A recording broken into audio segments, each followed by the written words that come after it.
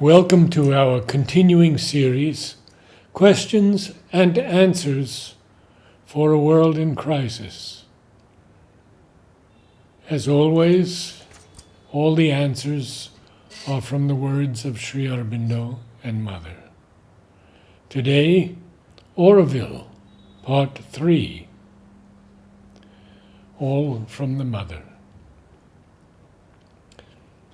Auroville is the ideal place for those who want to know the joy and liberation of no longer having any personal possessions. 18 September 1969. Peace through human unity.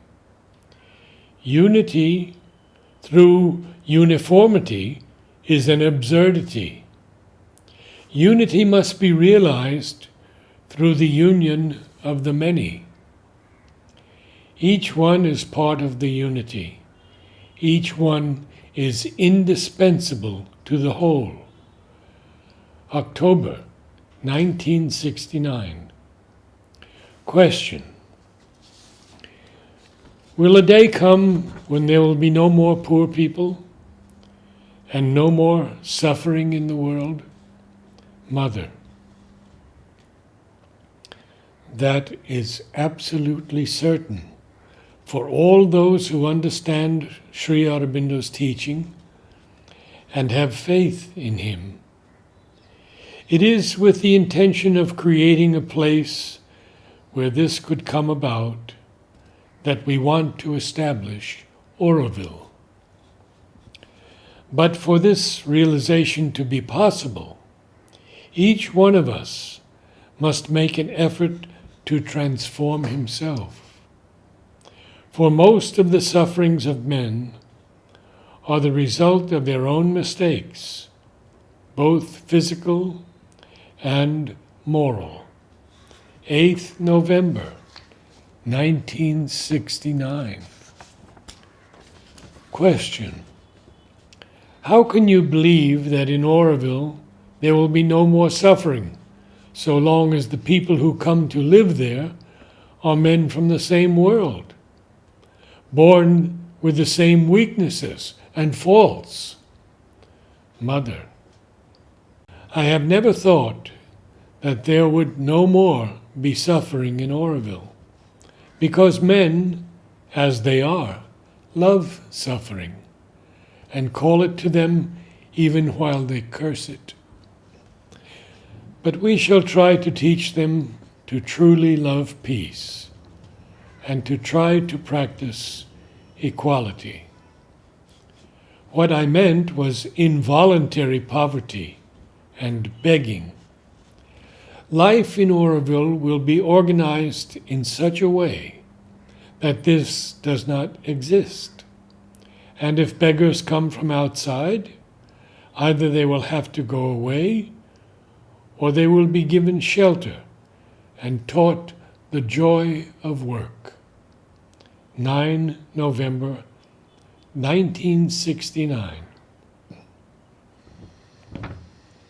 Question: what is the fundamental difference between the ideal of the ashram and the ideal of Auroville?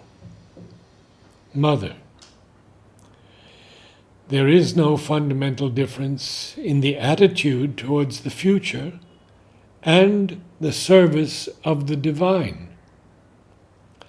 But the people in the ashram are considered to have consecrated their lives to yoga, except, of course, the students who are here only for their studies and who are not expected to have made their choice in life. Whereas in Auroville, simply the goodwill to make a collective experiment for the progress of humanity is sufficient to gain admittance. 10 November 1969. Written for a UNESCO committee. Mother: the task of giving a concrete form to Sri Aurobindo's vision was entrusted to the Mother.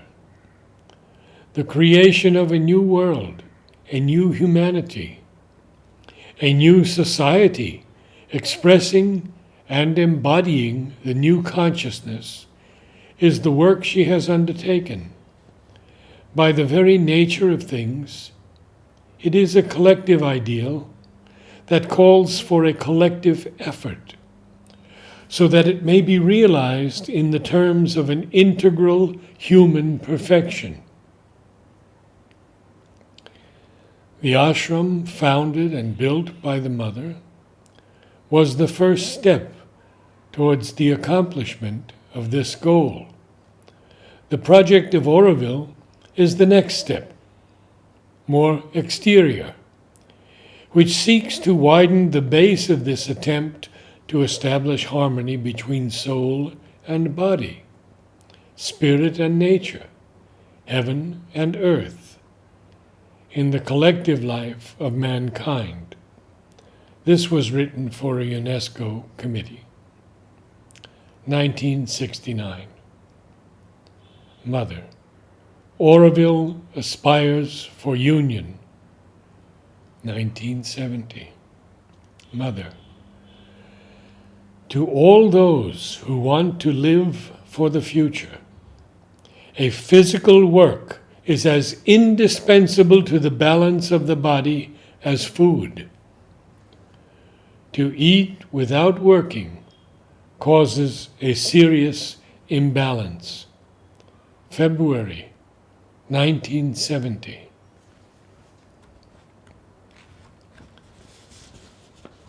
You must all agree that is the only way to do good work. 2nd April 1970. For everyone to agree, each one must rise to the summit of his consciousness. It is on the heights that harmony is created. April 1970. Auroville and the religions. Mother, we want the truth. For most men, it is what they want that they label truth. The Aurovillians must want the truth, whatever it may be. Auroville is for those who want to live a life essentially divine, but who renounce all religions, whether they be ancient, modern, new, or future. It is only in experience that there can be knowledge of the truth. No one ought to speak of the divine unless he has had experience of the divine. Get experience of the divine. Then alone will you have the right to speak of it.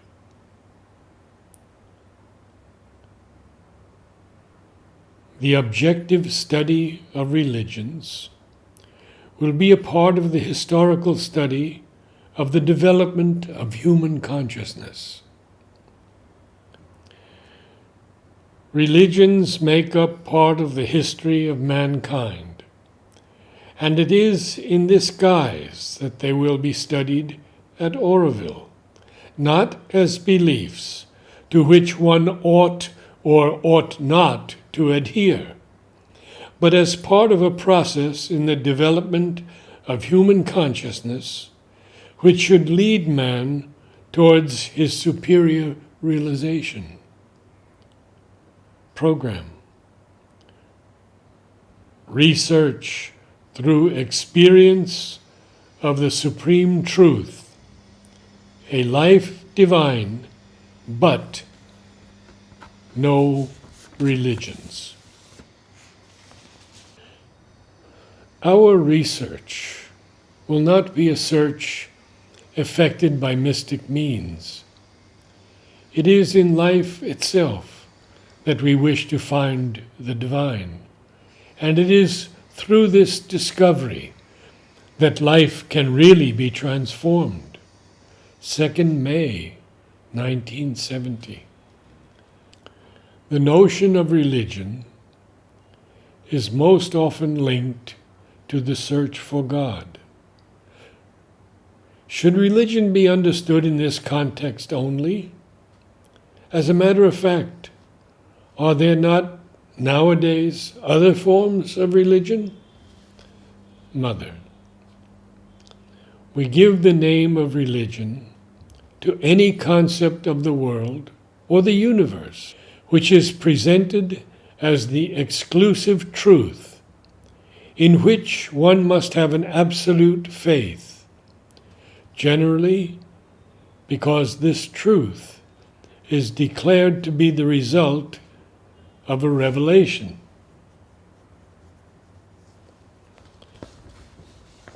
Most religions affirm the existence of a God and the rules to be followed to obey him.